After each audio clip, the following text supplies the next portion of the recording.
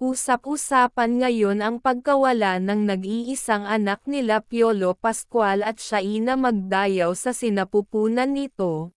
Magkahalong lungkot at panghihinayang ang naramdaman ng kanilang mga tagahanga sa balitang kumalat.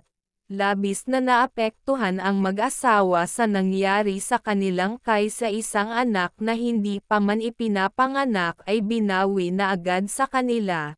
Dahil na rin sa postpartum depression ni Shaina Magdayaw ay na-stress ito at ayon pa sa doktor nito ay maaaring maging bunga nito ay depression lalo na at ito ay una niyang anak.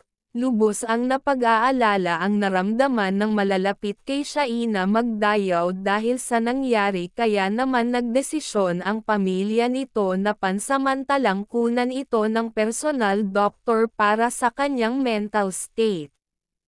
Get well soon our dear Shaina.